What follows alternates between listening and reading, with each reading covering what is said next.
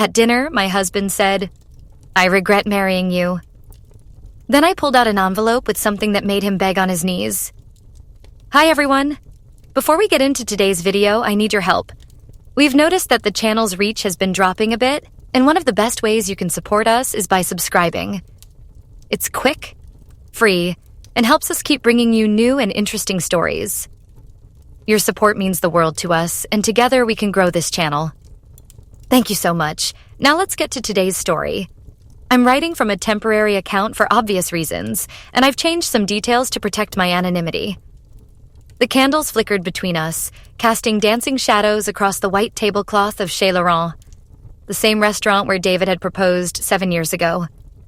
The irony wasn't lost on me as I watched him push his coq au vin around his plate, barely touching it. Our anniversary dinner, and he looked like he'd rather be anywhere else. I smoothed my black dress, his favorite, though he hadn't noticed, and took a sip of the Bordeaux he'd ordered without consulting me. Everything about this evening felt rehearsed, like we were actors who'd forgotten our lines but were still going through the motions. "The wine's good," I offered, trying to bridge the silence that had settled between us like a third guest at our table. He grunted in response, not looking up from his phone. The blue glow illuminated his face, highlighting the new lines around his eyes, the way his jaw had sharpened over the past year. Success looked good on him, I had to admit. The promotion to senior partner at Morrison Associates had been everything he'd worked toward. Everything except us. "David," I said softly, "could you put that away? Just for tonight?" He glanced up, irritation flashing across his features before he masked it with that practiced smile he used on difficult clients. "Sorry, hun. Just need to check on the Henderson case." The lie rolled off his tongue so smoothly. There was no Henderson case. I knew because I'd made it my business to know everything about his work, his schedule, his life. When your husband starts coming home at midnight smelling like someone else's perfume, you learn to pay attention. He set the phone face down on the table, but I could see his fingers twitching toward it. 7 years of marriage, and I'd become the obstacle between him and whoever, was more important. "Remember our first anniversary?" I asked, cutting a piece of my duck confit. "You brought me here and told me you wanted to grow old with me." Something flickered in his eyes. Guilt, maybe. Or annoyance that I was bringing up the past. "That was a long time ago, Sarah. 7 years isn't that long." He finally met my gaze, and I saw something there I'd been dreading. The look of a man who'd already checked out. Who was just waiting for the right moment to make his exit official. "Sometimes." He started, then paused, swirling his wine. The restaurant hummed around us with the conversations of couples who still had something to say to each other. The couple at the table beside us was celebrating an engagement, her ring catching the light as she gestured excitedly. "Sometimes what?" I prompted. He set down his glass and looked directly at me, his expression hardening into something I barely recognized. This was the face he wore in the courtroom when he was about to deliver a killing blow. "Sometimes I regret marrying you." The words hit the air between us like a physical force. I felt the blood drain from my face, heard my own heartbeat in my ears. Around us, the restaurant continued its cheerful buzz laughter from the bar, the clink of silverware, the engaged couple planning their future. But our table had become an island of devastating silence. I watched him, waiting for the takebacks, the apology, "I didn't mean it that way." But David had always been precise with his words. He'd said exactly what he meant. 7 years. 7 years of marriage, of building a life together, of believing in an us that apparently only existed in my imagination. 7 years reduced to regret. I could feel the familiar sting behind my eyes, the tightening in my throat that preceded tears. This was what he expected. The breakdown, the pleading, the desperate attempt to salvage what was already lost. I'd done it before, during our smaller fights, our rough patches. I'd made myself smaller, quieter, more accommodating, thinking that was what marriage required. But as I sat there, looking at this stranger wearing my husband's face, something shifted inside me. The hurt was there, sharp and immediate, but underneath it was something else. Something colder and infinitely more dangerous. Clarity. I reached for my purse, a simple black leather bag I'd chosen specifically for tonight. David's eyes followed my movement, probably expecting tissues for the tears that weren't coming. Instead, I withdrew a manila envelope, thick with papers, and placed it gently on the table between us. "Well," I said, my voice steady despite the earthquake happening inside my chest. "Since we're being honest tonight, I have something for you too." His brow furrowed as he stared at the envelope. "What's that?" "Your regret," I said, pushing the envelope toward him. "And mine." For the first time all evening, he looked genuinely confused. This wasn't in his script. I was supposed to be devastated, not calm. I was supposed to beg him to try again, not hand him mysterious documents. He opened the envelope with the caution of a man who'd spent his career knowing that paperwork could destroy lives. His expression shifted as he processed the first-page printouts of text messages between him and Victoria Chen, his associate at the firm. Messages that started professional and gradually became personal, then intimate, then explicit. His face went white. "Sarah, I can explain." "Keep looking," I said, taking another sip of wine. The second set of papers showed bank statements transfers from our joint account to a separate account I wasn't supposed to know about. Small amounts at first, then larger ones. Money meant for our future, funneled away to fund his exit strategy. The third set made him go completely still. Photos taken by a private investigator I'd hired 3 months ago. David and Victoria leaving hotels. David and Victoria apartment hunting. David and Victoria looking at engagement rings at Tiffany Co. But it was the fourth set of documents that made him look up at me with something approaching fear. Legal papers, already filed and processed. Divorce papers citing adultery and financial misconduct. Asset protection documents ensuring that the house we'd bought together, the savings we'd built, the investments we'd made, all would remain mine.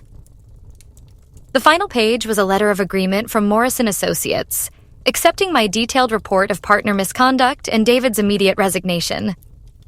"How?" he whispered. I smiled, the first genuine expression I'd worn all evening. "You taught me to be thorough, remember? You always said the key to winning was preparation." The transformation was remarkable. The confident, successful man who'd casually destroyed our marriage moments ago was now hunched over the papers like a deflated balloon. His hands shook as he flipped through evidence of his own betrayal, his own greed, his own stupidity. "I gave you chances," I continued, my voice conversational, as if we were discussing the weather. "So many chances to come clean, to work on us, to be honest about what you wanted. Every time you came home late, every time you lied about where you'd been, every time you moved money without telling me. Sarah, please. I even gave you a chance tonight. I hoped maybe you'd surprise me. Maybe you'd remember why we fell in love. Maybe you'd choose us." I gestured to the papers. "Instead, you chose cruelty."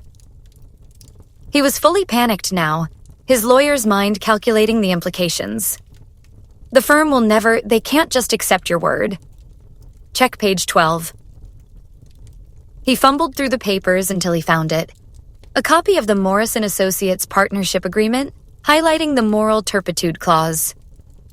Below it, signed affidavits from hotel staff, financial records, and testimony from Victoria herself, who, it turned out, was quite willing to cooperate once she learned she wasn't the only other woman. "You've been busy," he said, his voice hollow. 3 months, I confirmed. 3 months of watching you lie to my face every day while I gathered evidence. 3 months of pretending I didn't know you were planning to leave me with nothing. 3 months of preparing for this exact moment. The waiter approached our table, probably wondering why the atmosphere had turned arctic. I smiled at him warmly.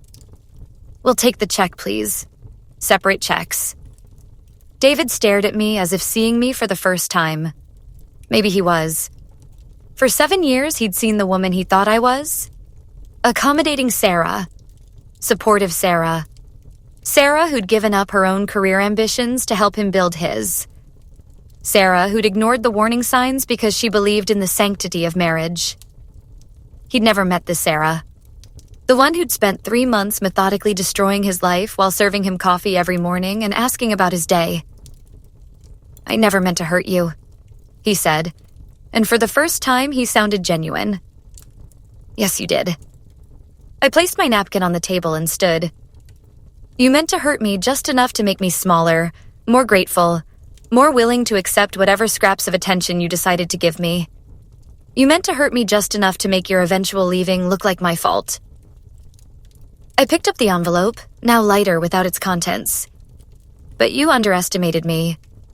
You forgot that I'm not just your wife. I'm also the daughter of a detective and the woman who put herself through law school before I gave it up to support your dreams." His mouth opened and closed soundlessly. "The papers are already filed," I continued. "Your resignation is effective immediately. The house is mine, the savings are mine, and Victoria is welcome to what's left of you." I paused, looking down at this man I'd loved for 7 years. Though I suspect she'll lose interest quickly once you're not the successful partner anymore. "Sarah, wait." But I was already walking away, my heels clicking confidently on the restaurant floor. Behind me, I could hear him calling my name, but I didn't turn around. I'd spent 7 years turning around, giving second chances, believing that love was enough to overcome anything. Now I knew better. The valet brought my car. My car now, bought with money from the accounts David thought he'd hidden so cleverly. As I drove home through the city lights, I felt something I hadn't experienced in months. Peace. My phone buzzed with texts as I pulled into my driveway. David, of course, alternating between rage and desperation. "This is insane. You can't just destroy my life." "Please answer. We need to talk." "I made a mistake. I love you." "Sarah, please. I'm sorry." I turned off the phone without responding. Some conversations were over. Inside, the house felt different. Not empty, despite David's absence, but mine. Our wedding photos still lined the hallway, but they felt like museum pieces, now artifacts from someone else's life. I poured myself a glass of wine, the good bottle we'd been saving for a special occasion, and opened my laptop. There was work to do. Not the kind of work I'd been doing for the past 7 years, supporting someone else's dreams, but real work. My work. The law degree I'd abandoned was still valid. The contacts I'd maintained over the years were still solid. The woman who'd given up her ambitions for marriage could still build something meaningful for herself. I opened a new document and began typing. Sarah Mitchell, attorney at law specializing in family law and asset protection. It had a nice ring to it. 3 hours later, as I was researching office spaces, I heard David's key in the lock. I'd forgotten to change the locks and oversight I'd remedy tomorrow. He found me in the kitchen, laptop open, legal pads covered with notes and plans. "Sarah." He looked terrible, disheveled, exhausted, defeated. "Please, can we just talk?" I glanced up from my work. "About what?" "About this." He gestured helplessly. "About us. About fixing this." "There is no us to fix." I returned to my typing. "You made that clear at dinner." I didn't mean it. I've been under so much pressure at work, and things got complicated with Victoria, but it didn't mean anything. "It meant everything," I said without looking up. "It meant you valued your own comfort over my dignity. It meant you saw our marriage as something you could discard when it became inconvenient. It meant you thought I was too weak or too stupid to fight back." He slumped into the chair across from me. "What do you want? Money? I can transfer money back." "I don't want your money, David.